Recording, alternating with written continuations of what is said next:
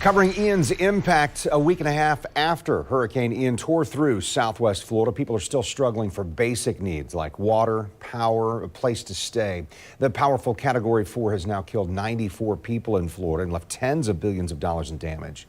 News4Jax anchor and reporter Vic Micolucci showed us some of the hardest hit areas right after the storm. Vic is back to look at the recovery, where he spent the day in the rural areas in and around Arcadia. That's east of Fort Myers. Vic is joining us live tonight. Vic, how are residents doing in that area? Tough times here, Kent. They're really having a difficult time trying to rebuild their lives. Let me show you some of the damage. People lived back here, and this is not far from the Peace River. It flooded more than it has flooded in over 100 years. So the waters went over the roofs here. I know this because I went out with sheriff's deputies just a few minutes ago, and they showed us around here. The water just now starting to recede, and everywhere you look, you can see the aftermath of Ian. Take a look. All the trees down, the power lines down, debris, cars, and then mobile homes just strewn alongside the road. There's certainly a lot of devastation, but there's also a lot of reason for hope.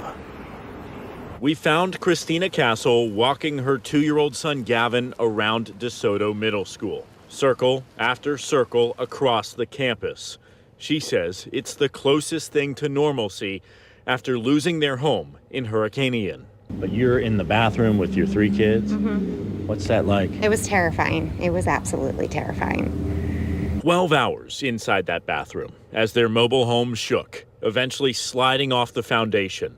Gavin has autism, his older brother and sister helping shield him from the storm's wrath as the roof and everything else came apart. It was just terrifying. I just kept yelling for my kids to hold on to each other and to not let go, and I had him on my lap and was holding him.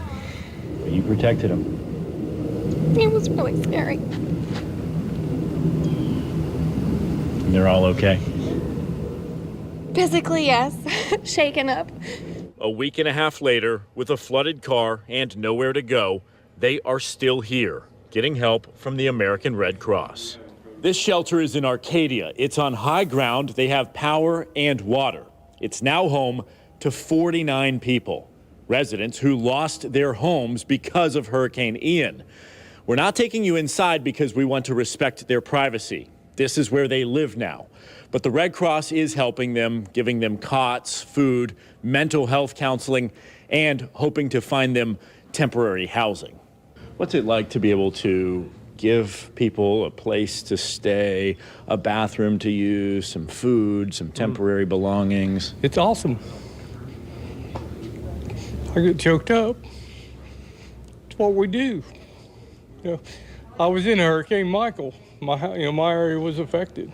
I know what it's like, and it's great to be able to help these people. Jim Ball is the shelter manager.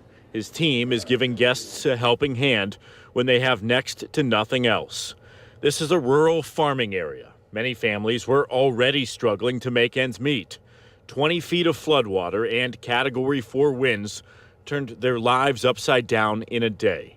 As rainwater drained from other places, the Peace River continued to rise, not peaking for a week. Just sitting and listening to them, because they don't need me to say anything to them. Just sit there and listen to them, let them talk, let them tell you. I sit out here this morning with the lady, showing me pictures from her childhood, and, they're grieving. They've lost a lot. We met Robert outside the shelter. He and his wife lost their home. It's filled with water, mold, and he says dozens of rats. Their dog also passed away.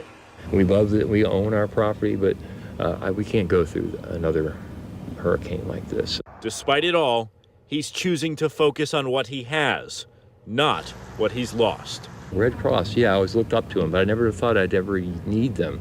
And I'm glad they're here, and they're making a difference in people's lives, and definitely my life. Let me tell you, there are a lot of sad stories here, but there's also a lot of reason for people to smile. Simple things like a cold bottle of water, a hot meal, a fresh blanket, all of that means the world to the people who lost just about everything. And we have found so many angels down here coming from across the country. In fact, at the shelter, I met a Red Cross volunteer who flew from Hawaii. Why? He said this is a big deal and he wants to give back. We've also talked with several sheriff's deputies, firefighters coming from Northeast Florida, camping down here just to be able to help the first responders who have now been working for nearly 2 weeks. We're live in Arcadia tonight. I'm Vic Micolucci, Channel 4, the local station.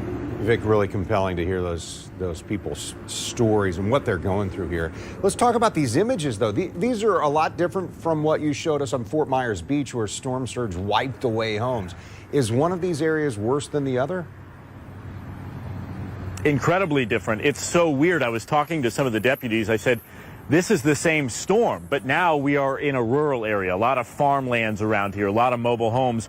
Over there, you've got the coastal area, beachfront. So it's a lot like what you would see in Northeast Florida if you were to compare Jacksonville Beach with, say, Baker County, Bradford County, things like that.